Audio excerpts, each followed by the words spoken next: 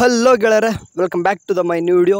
Okay, ಈ ಒಂದು video ಮಾಡ್ತಕ್ಕಂಥ ಉದ್ದೇಶ ಓನ್ಲಿ ಫಾರ್ SNQ ಕೋಟಾ ಬಗ್ಗೆ ಮಾತಾಡ್ತಾ ಇದ್ದೀನಿ. ಯಾರೆಲ್ಲ KCET ಅಥವಾ UGCET 2024 ಸ್ಟೂಡೆಂಟ್ ಮಾಡ್ತಾ ಇದ್ದೀರಾ, ಇದು ಇಂಪಾರ್ಟೆಂಟ್ ಆಗಿರ್ತದೆ. ಇನ್ನೂ ಕೂಡ ಆಪ್ಷನ್ ಎಂಟ್ರಿ 2 ಡೇಸ್ ಇದೆ. ಸೊ ಹಂಗಾಗಿಬಿಟ್ಟು ಈಗಲೇ ಹೇಳಿಬಿಡೋಣ, ಈಗ ಇನ್ನೂ ಕೂಡ ಟೈಮ್ ಇದೆ ಅಂತಂದು. ಅದಕ್ಕೋಸ್ಕರ SNQ ಕೋಟಾ ಈಗಾಗಲೇ SNQ ಕೋಟಾ ಯಾವ ರೀತಿ ಅಂತಂದರೆ ಯಾವ ರೀತಿ ಪಡ್ಕೊಳ್ಳೋದು, ಯಾವ ರೀತಿ ಅಲಾಟ್ಮೆಂಟ್ ಆಗುತ್ತೆ, SNQ ಕೋಟಾ ಯಾವ ರೀತಿ ಡಿಸ್ಟ್ರಿಬ್ಯೂಟ್ ಮಾಡ್ತಾರೆ, ಯಾರಿಗೆಲ್ಲ ಕೊಡ್ತಾರೆ ಎಲ್ಲನೂ ಕೂಡ ಹೇಳಿದ್ದೀನಿ. ಯಾರಿಗೆಲ್ಲ ಕೊಡ್ತಾರೆ ಅಂತಂದರೆ ಸಿಂಪಲಾಗಿ ಹೇಳೋದಂತಂದರೆ ನಿಮ್ಗೆ ಗೊತ್ತಿರುವ ಹಾಗೆ SNQ quota only for general students ಅಂತಂದರೆ OBC ಸ್ಟೂಡೆಂಟ್ಸ್ ಅಂತದ್ದು ಯಾರು ಬರ್ತಾರೋ ಅವರಿಗೆಲ್ಲ. SC/ST ಸ್ಟೂಡೆಂಟ್ಗೆ ಬರಲ್ಲ. ಯಾಕಂದರೆ SC/ST ಸ್ಟೂಡೆಂಟ್ಸ್ ನಿಮ್ಗೆ ಗೊತ್ತಿರ್ಬೋದು ಫೀಸ್ 750 ರೂಪಾಯಿ ಅಷ್ಟೇ ತೋರ್ತಿರುತ್ತೆ. ಓಕೆ, ನಿಮ್ಗೆ ಗೊತ್ತಿರುವ ಹಾಗೆ. ಸೊ ಹಂಗಾಗಿಬಿಟ್ಟು SC/ST ಸ್ಟೂಡೆಂಟ್ಸ್ಗೆ ಬರಲ್ಲ.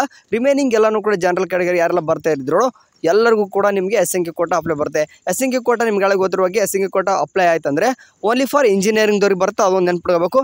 ಯಾರು ಅಂತಂದರೆ remaining BSc nursing, agriculture, veterinary, B pharma, pharm D ಈ ಯಾವ ಕೋರ್ಸ್ಗೂ ಕೂಡ SNQ ಕೋಟಾ ಇರಲ್ಲ. ಓಕೆ, ಇವಾಗ ನೋಡಿ SNQ quota in case government ಏನಾದರೂ ನಿಮ್ಗೆ ಅಲಾಟ್ಮೆಂಟ್ ಆಯಿತು ಅಂದರೆ ನಿಮ್ಗೆ ಗೊತ್ತಿರುವಾಗ 21,000 ಅಂತ ಹೇಳಿದಾರೆ. ಇನ್ ಕೇಸ್ ಪ್ರೈವೇಟ್ ಕಾಲೇಜಲ್ಲಿ ನಿಮ್ಗೆ ಏನಾದರೂ ಗೌರ್ಮೆಂಟ್ ಸೀಟ್ ಸಿಕ್ಕರೆ ನಿಮ್ಗೆ ಎಷ್ಟಾಗುತ್ತೆ 31,000 32,000 ಹೇಳಿದಾರೆ. ಓಕೆ, ಅಪ್ ಟು 35,000 ಅಂದ್ಕೊಂಡ್ರು ಕೂಡ ಇಷ್ಟೇ ಫೀಸ್ ಇರುತ್ತೆ. ನಿಮ್ಗೆ ಇದ್ರ ಬಗ್ಗೆ ಡೌಟ್ಸ್ ಬೇಡ, ಖಂಡಿತ ಅಷ್ಟೇ ಇರುತ್ತೆ. ಇವಾಗ ನಾನು ಹೇಳ್ತಕ್ಕಂಥ ಉದ್ದೇಶ ಏನಪ್ಪ ಅಂತಂದರೆ SNQ ಕೋಟಾ ಬಗ್ಗೆ ನಿಮ್ಗೆ ಗೊತ್ತಿರೋ ಹಾಗೆ ಏನಿದಾವೆ ಅಂತಂದರೆ SNQ ಕೋಟಾ ಆಪ್ಷನ್ ಎಂಟ್ರಿ ಯಾವ ರೀತಿ ಮಾಡ್ತಾರೋ ಆ ಬೇಸ್ ಮೇಲೆ ನಿಮಗೆ SNQ ಕೋಟಾ ಸಿಗುತ್ತಾ ಬಿಡೋದು ಕನ್ಫರ್ಮೇಷನ್ ಆಗುತ್ತೆ.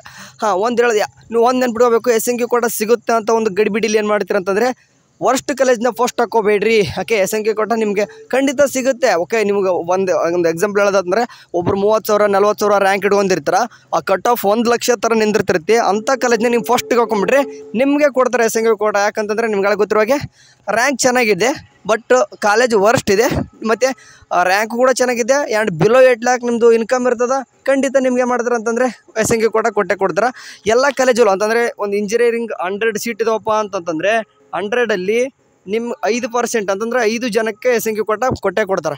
ಸೊ ಈ ಒಂದು ಉದ್ದೇಶ ಇಟ್ಕೊಂಡು ಈ ಒಂದು 5 ಜನ ಏನಿರ್ತಾರೆ ಅಂದರೆ ತುಂಬ ಲಕ್ಕಿ ಇರ್ತಾರೆ. ಯಾಕಂತಂದರೆ ಫೀಸ್ ಕಡಿಮೆ ಆಗುತ್ತೆ. ಅದು ಯಾಕಂದರೆ 1,07,000 ಅಂತ ಕಟ್ಟೋ ಬದಲು 35,000 ಕಟ್ಟಿದರೆ ಎಷ್ಟು ಚೆನ್ನಾಗಿರುತ್ತಲ್ವ. ಸೊ ಇದೆ ಯಾವ ರೀತಿ ಆಪ್ಷನ್ ಎಂಟ್ರಿ ಮಾಡಬೇಕು ಅಂತಂದು ಈ ಒಂದು ವಿಡಿಯೋದಲ್ಲಿ ಖಂಡಿತ ಹೇಳ್ತೀನಿ. ಇವಾಗ ಲೈಕ್ ನೀವು ಯಾವ ರೀತಿ ಮಾಡಬೇಕು ಅಪ್ಪ ಅಂತಂದರೆ ಒಂದು ಪ್ರೀವಿಯಸ್ ಇಯರ್ದು ಯಾವುದಾದ್ರೂ ಒಂದು ಸೆಕೆಂಡ್ ರೌಂಡ್ ತೊಗೊಳ್ರಿ, ಅದು ಬೆಟರ್. ಯಾಕಂದರೆ ಫಸ್ಟ್ ರೌಂಡ್ ಮತ್ತು ಥರ್ಡ್ ರೌಂಡ್ ತೊಗೊಳೋದಿದ್ದರೆ ನಿಮಗೆ ಕಟ್ ಆಫ್ ವೇರಿಯೇಷನ್ ಆಗ್ಬೋದು. ಸೊ ಹಂಗಾಗಿಬಿಟ್ಟು ಪ್ರೀವಿಯಸ್ ಇಯರ್ದು ಒಂದು ಕಟ್ ಆಫ್ ತೊಗೊರಿ. ಯಾಕಂದರೆ ಇನ್ನೂ ಕೂಡ ಫಸ್ಟ್ ರೌಂಡ್ ಮುಗಿದಿಲ್ಲ. ಸೊ ಹಂಗಾಗಿಬಿಟ್ಟು ಪ್ರೀವಿಯಸ್ ಇಯರ್ದು ಏನು ಮಾಡ್ಬೇಕು ಅಂತಂದರೆ ಒಂದು ಕಟ್ ಆಫ್ನ ತೊಗೊರಿ. ಯಾವ ನಿಮ್ಮ ರ್ಯಾಂಕ್ಗೆ ಮತ್ತು ಯಾವ ಕಾಲೇಜ್ ಕಟ್ ಆಫ್ ನಿಮಗೆ ಹೊಂದಾಣಿಕೆ ಆಗ್ತಿದೆ. ಒಂದು ಎಕ್ಸಾಂಪಲ್ ಹೇಳೋದಂತಂದರೆ ಈಗ ಒಂದು ABC ಕಾಲೇಜ್ ಅಂತ ಇದೆ. ಒಂದು ABC ಅಂತ ಒಂದು ಎಕ್ಸಾಂಪಲ್ ಒಂದು ಕಾಲೇಜ್ ಹೆಸರು ಅಂತ ಅನ್ಕೋರಿ. ಆ ಒಂದು ಕಾಲೇಜಲ್ಲಿ ಏನಿದೆ ಅಂತಂದರೆ ಕಟ್ ಆಫ್ ಎಷ್ಟು ನಿಂತಿದೆ ಅಂದರೆ 50Kಗೆ ಬಂದುಬಿಟ್ಟು ಒಂದು 2Aಗೆ ನಿಂತಿದೆ ಅನ್ಕೋರಿ. 2Aಗೆ ಬಂದುಬಿಟ್ಟು 50K ಕಟ್ ಆಫ್ ನಿಂತಿದೆ. ನಿಮ್ಮ ರ್ಯಾಂಕ್ ಇವಾಗ ಸದ್ಯಕ್ಕೆ ಎಷ್ಟಿದೆ 2024ಅಲ್ಲಿ 20K ರ್ಯಾಂಕ್ ಇದೆ. ಓಕೆ, ನೀವೇನು ಮಾಡ್ಬೇಕಂತಂದರೆ ಫಸ್ಟಿಗೆ ಪ್ರಿಫರೆನ್ಸ್ ಆ ಕಾಲೇಜ್ನ ಕೊಡಬೇಕು. ಹಂಗಾದ್ರೆ ಏನು ಮಾಡ್ತಂದ್ರೆ ನೀವು ಕೂಡ ಎಲಿಜಿಬಲ್ ಅಂದರೆ ನಿಮಗೂ ಕೂಡ ಬರೋ ಸಾಧ್ಯತೆ ಜಾಸ್ತಿ ಇರುತ್ತೆ. ಫಾರ್ ಎಕ್ಸಾಂಪಲ್ 10K ಇದ್ದವನು ಕೂಡ ಆ ಕಾಲೇಜ್ ಫಸ್ಟ್ ಪ್ರಿಫರೆನ್ಸ್ ಕೊಟ್ಟಿದ್ರೆ ಅವನಿಗೆ ಫಸ್ಟ್ ಪ್ರಿಫರೆನ್ಸ್ ಕೊಡ್ತಾರೆ. ಯಾಕಂದರೆ ರ್ಯಾಂಕ್ ಪ್ಲಸ್ ಇನ್ಕಮ್ 8 lakh ಅಂತ ಕಡಿಮೆ ಇದ್ದವ್ರಿಗೆ ಎರಡೂ ಕೂಡ ಕಂಬೈನ್ ಮಾಡಿ ನೋಡ್ಕೊಂಡು ಏನು ಮಾಡ್ತಾರೆ ಅಂತಂದರೆ ಅದನ್ನು ನಿಮಗೆ ಅಲಾಟ್ಮೆಂಟ್ ಮಾಡ್ತಾರೆ. ಸೊ ಹಂಗಾಗಿಬಿಟ್ಟು ಈ ಒಂದು ಉದ್ದೇಶ ಅದಕ್ಕೆ ಹೇಳ್ತಿದ್ದೀನಿ. ನಿಮ್ಗೆ SNQ ಕೋಟಾ ಸಿಗುತ್ತೆ ಅಂತ ಒಂದು ಒಬ್ಬರದ್ದು ಅಂದರೆ ಖುಷಿಲಿ ಏನು ಮಾಡ್ತೀರ ಅಂತಂದರೆ ನಿಮ್ಮದು ರ್ಯಾಂಕ್ ಕೇವಲ ಎಷ್ಟಿರುತ್ತೆ 10K ಇದೆ ಅನ್ಕೋರಿ. ಓಕೆ, ಒಂದು ಎಕ್ಸಾಂಪಲ್ 10K ಇದೆ ಅನ್ಕೋರಿ. ಬಟ್ ನೀವು ಕಾಲೇಜ್ ಅದು ಕಟ್ ಆಫ್ ಎಷ್ಟು ಲಿಸ್ಟ್ ಇದೆ 1.5 lakh ಇದ್ರೂ ಕೂಡ ಸಿಗುತ್ತಂತ ನಿಂತ ಅಂದ್ಕೊಂಡ್ರೆ ಒಂದು ತಿಳ್ಕೊಬೇಕು, ಆ ಕಾಲೇಜು ಅಷ್ಟು ಸರಿ ಇಲ್ಲ ಅಂತ ಅರ್ಥ. ಸೊ ಹಂಗಾಗಿಬಿಟ್ಟು ಏನಪ್ಪ ಅಂದರೆ ಅದನ್ನ ಕಾಲೇಜ್ ನೀವು ಫಸ್ಟ್ ಪ್ರಿಫರೆನ್ಸ್ ಏನೋ ಕೊಡ್ತಾರೆ, ನಿಮಗೂ ಕೂಡ SNQ ಕೋಟಾ ಅಲಾಟ್ಮೆಂಟ್ ಆಗುತ್ತೆ. ಬಟ್ ಮುಂದೆ ಫ್ಯೂಚರಲ್ಲಿ ಏನಾಗುತ್ತೆ ಅಂತಂದರೆ ನಿಮಗೆ ಫೀಸಿಗೆ ಸದ್ಯಕ್ಕಂತೂ ಕಡಿಮೆ ಆಗುತ್ತೆ. ಓಕೆ, 4 ವರ್ಷನೂ ಕಲಿತೀರ, ಅದೇ ಫೀಸಲ್ಲೇ ಕಲಿತೀರ. 31,000 35,000 ಅಂದ್ಕೊಂಡ್ರು ಕೂಡ 4 ವರ್ಷದ ಅಂದರೆ 1,40,000 ಫೀಸ್ 4 ವರ್ಷನೂ ಕಲಿತೀರ. ಬಟ್ ಮುಂದೆ ನಿಮ್ಗೆ ಏನಪ್ಪ ಎಫೆಕ್ಟ್ ಆಗುತ್ತೆ ಅಂತಂದರೆ ಪ್ಲೇಸ್ಮೆಂಟ್. ಓಕೆ, ಯಾಕಂದರೆ ಒಂದು ಚೆನ್ನಾಗಿರೋ ಕಾಲೇಜ್ಗೆ ನಿಮ್ಗೆ ಅಡ್ಮಿಷನ್ ಸಿಕ್ಕರೂ ಕೂಡ ಮುಂದೆ ಪ್ಲೇಸ್ಮೆಂಟ್ ಆಗಲ್ಲ ಅಂತಂದು ಎಷ್ಟೋ ಒದ್ದಾಡ್ತಾರೆ. ಇನ್ ಕೇಸ್ ಇಂಥದ್ರಲ್ಲಿ ಎಲ್ಲಾದರೂ ಸಿಕ್ಬಿಟ್ಟು ನಿಮ್ಗೆ ಇವಾಗ ಫೀಸ್ ಕಡಿಮೆ ಆಗಿದೆ, ಮುಂದೆ ಒದ್ದಾಡ್ಕೊತ ಈಗ ಮಿನಿಮಮ್ ಅಂದರೂ ಕೂಡ ಒಂದು ತಿಳ್ಕೊಬೇಕು. ಯಾರೆಲ್ಲ ಇಂಜಿನಿಯರ್ ಮಾಡ್ತಿದ್ರು ಮಿನಿಮಮ್ ಅಂದರೂ ಕೂಡ ಒಂದು 4 ಲಕ್ಷ ಆದರೂ ಬೇಕಲ್ವ. Okay, for annual. Okay, 4 lakh ಆದರೂ ಬೇಕಲ್ವ. ಬಟ್ ಇವಾಗ ಏನಾಗ್ತಿದೆ ಅಂತಂದರೆ ಎಷ್ಟೋ ಜನ ಕಂಪ್ನಿಗಳು ಆಫರೇ ಕರೆಯೋದಿಲ್ಲ ನಿಮ್ಗೆ ಇಂಜಿನಿಯರ್. ಹಂಗಾಗ್ತದೆ. ಯಾಕಂದರೆ ಎಷ್ಟೊಂದು ಸಿಕ್ಕಾಪಟ್ಟೆ ಕಾಂಪಿಟೇಷನ್ ಜಾಸ್ತಿ ಆಗ್ತದೆ. ಸಿಕ್ಕಾಪಟ್ಟೆ ಜನ ಇಂಜಿನಿಯರ್ ಮಾಡ್ತಿದ್ದಾರೆ. ಮೊದಲೆಲ್ಲ ಇಂಜಿನಿಯರಿಂಗ್ಗೆ ಎಷ್ಟೆಲ್ಲ ಇದು ಕೊಡ್ತಿದ್ರು, ಇವಾಗ ಎಷ್ಟು ಕಾಮನ್ ಆಗಿಬಿಟ್ಟಿದೆ. ಸೊ ಹಂಗಾಗಿಬಿಟ್ಟು SNQ ಕೋಟಾ ಬೇಕು ಅಂತಂದರೆ ನೀವು ಯಾವುದಾದ್ರೂ ನಿಮ್ಮ ರ್ಯಾಂಕು ಚೆನ್ನಾಗಿದ್ದು ಯಾವುದಾದ್ರು ವರ್ಸ್ಟ್ ಕಾಲೇಜು ಕೂಡ ಪೋಸ್ಟ್ ಆಗಿದೆ ಅಂದರೆ ಸಿಗುತ್ತೆ. ಆ್ಯಂಡ್ ಅಟ್ ಎ ಟೈಮ್ ಅದನ್ನ ನೋಡ್ಕೊಂಡು ನೀವು ಮಾಡ್ತೀನಿ ಅಂತಂದರೆ ಮುಂದೆ ಕಷ್ಟ. ಸೊ ಹಂಗಾಗಿಬಿಟ್ಟು ಒಂದು ನೆನ್ಪಿಟ್ಕೋರಿ, ಅದ್ರ ಮೇಲೆ ಡಿಫೆಂಡ್ ಆಗಬೇಡ್ರಿ. ಸಾಧ್ಯವಾದಷ್ಟು ಟಾಪ್ ಕಾಲೇಜಸ್ನ ಮೇಲ್ಗಡೆನೇ ಕೊಡ್ರಿ, ಟಾಪ್ ಕಾಲೇಜಲ್ಲೇ ಕಲೀರಿ ಅಂತ ಹೇಳ್ತೀನಿ. ಸದ್ಯಕ್ಕೆ ದುಡ್ಡು ಹೋಗುತ್ತೆ, ಸ್ವಲ್ಪ ಸಾಲನೂ ಕೂಡ ಆಗುತ್ತೆ, ನಮಗೂ ಕೂಡ ಗೊತ್ತಾಗುತ್ತೆ. ಯಾಕಂದರೆ ಒಬ್ಬರು ಮಿಡಲ್ ಕ್ಲಾಸ್ ಹುಡುಗರು ಇರ್ತಾರೆ, ಓಕೆ, ಎಲ್ಲರೂ ಕೂಡ ಇರ್ತಾರೆ.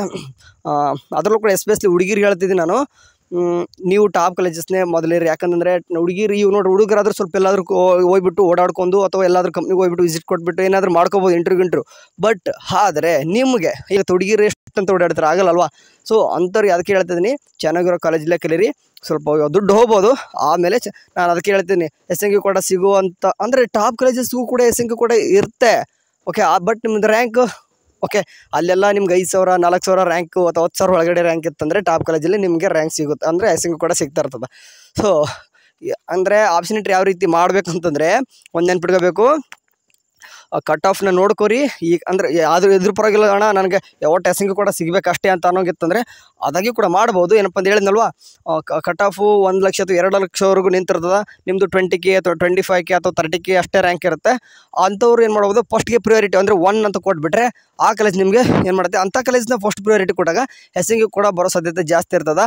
ಇನ್ ಕೇಸ್ SNQ ಕೊಟ್ಟ ಬರದೇ ಹೋದರೆ ಏನು ಮಾಡ್ತೀರಿ ಹೇಳಿ, ಓಕೆ ಅಲ್ವಾ? ನೀವು ಅಂಥ ವರ್ಸ್ಟ್ ಕಾಲೇಜ್ ಕೂಡ ಹಾಕ್ಯಂತೀರ, ನಿಮಗಿಂತೂ ಒಬ್ಬನು ಬೇರೆ ಇರ್ತಾರೆ ಅಂತ ಹಾಕಿದರೆ, ಅಂದರೆ ನಿಮ್ಗಿಂತಲೂ ರ್ಯಾಂಕ್ ಚೆನ್ನಾಗಿರೋರು ಅವನೇ ಪೋಸ್ಟ್ ಹಾಕೊಂಡಿದ್ರೆ ನಿಮಗೂ ಬಿಟ್ಟು ಅವರಿಗೆ ಸಿಗುತ್ತೆ. ಇಲ್ಲಿ ಏನಾಗುತ್ತೆ ಅಂದರೆ ಅವನಿಗೆ ಬೆನಿಫಿಟ್ಟು, ನಿಮಗೆ ಲಾಸ್ ಅಲ್ವಾ? ಅಂದರೆ ಅವನಿಗೆ SNQ ಕೂಡ ಸಿಗುತ್ತೆ, ಅಟ್ಲೀಸ್ಟ್ ಅವನಿಗಾದ್ರೂ SNQ ಕೂಡ ಸಿಗುತ್ತೆ. ಕಾಲೇಜ್ ಸರಿ ಇಲ್ಲ ಅಂದರೂ ಕೂಡ SNQ ಕೂಡ ಸಿಗುತ್ತೆ.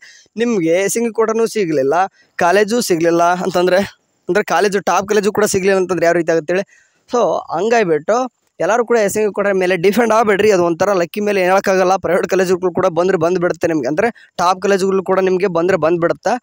ಅದ್ರ ಮೇಲೆ ಪೂರ ಡಿಪೆಂಡ್ ಆಗಿಬಿಡ್ರಿ. ನಾನು ಅದಕ್ಕೆ ಹೇಳ್ತಿದ್ದೀನಿ, SNQ ಕೂಡ ಇಟ್ಸ್ ಬೆಟರ್. ಯಾಕಂದರೆ ಎಲ್ಲವೂ ಸ್ಟೂಡೆಂಟ್ಸ್ ಕೂಡ ಆಗಲ್ಲ, ಎಲ್ಲವೂ ಕೂಡ ಸೀಟ್ ಫಿಲ್ ಆಗಲಿ ಅಂತ ಉದ್ದೇಶ ಇಡೋದು. ಫಾರ್ ಎಕ್ಸಾಂಪಲ್ ಎಲ್ಲನೂ ಕೂಡ ಪ್ರೈವೇಟ್ ಕಾಲೇಜಲ್ಲಿ ಅಡ್ಮಿಷನ್ ಮಾಡಿಸಂದ್ರೆ ಮಾಡಿಸ್ತಾರಾ? ಇಲ್ಲಲ್ವಾ? ಒಂದು SNQ ಕೊಟ್ಟಂಥ ಹುಡುಗರು ಸ್ವಲ್ಪ ರುಚಿ ಕೊಟ್ಟರೆ ಅಂತ ಮೀನ್ಸ್ ನಮಗೂ ಕೂಡ ಒಂದು ಫೀಸ್ ಕಡಿಮೆ ಇರುವಂಥದ್ದು, ಇಲ್ಲಿ ಕಟ್ ಆಫ್ ದೂರ ಇದೆ, ನನಗೆ ಈ ಕಾಲೇಜ್ ಫಸ್ಟ್ ಹಾಕೊಂಡ್ಬಿಟ್ರೆ ನಮ್ಗೆ ಸೀಟ್ ಸಿಗುತ್ತೆ ಅನ್ನೋದು. ಹುಡುಗರು ಏನು ಮಾಡ್ತಾರೆ ಹೇಳಿ, ಚೆನ್ನಾಗಿರೋ ರ್ಯಾಂಕ್ ಇರೋರು ಕೂಡ ಏನು ಮಾಡ್ತಾರೆ, ದೂರ ಕಟ್ ಆಫ್ ನಿಂದಿರುವಂಥ ಕಾಲೇಜಸ್ನ ಫಸ್ಟ್ಗೆ ಆ್ಯಡ್ ಮಾಡಿಬಿಡ್ತಾರೆ. ಸೊ ಹಾಗಾಗ್ಬಿಟ್ಟು ಆ ಕಾಲೇಜು ಕೂಡ ಸೀಟ್ ಫುಲ್ ಆಗಿಬಿಡ್ತಾವೆ ಅಲ್ವಾ?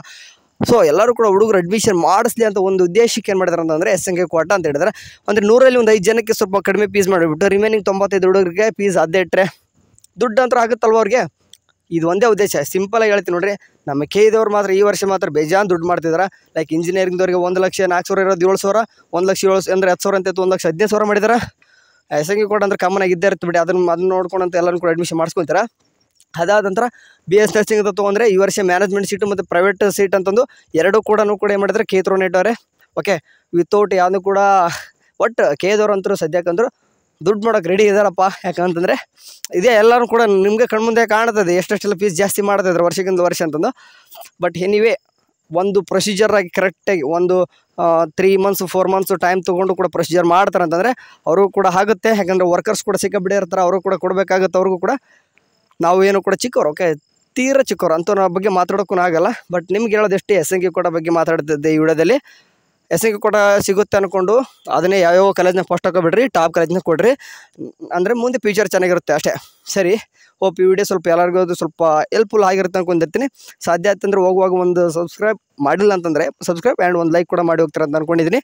ಸರಿ, ಇದೇ ರೀತಿ ನಮ್ಮ ಚಾನಲ್ ಏನಾದರೂ ಒಂದು ವಿಡಿಯೋಸ್ ಬರ್ತಾ ಇರ್ತವೆ. ಅಲ್ಲಿವರೆಗೂ ಚಾನಲ್ ನೋಡ್ತಾರೆ. ಟೇಕ್ ಕೇರ್, ಬಾಯ್.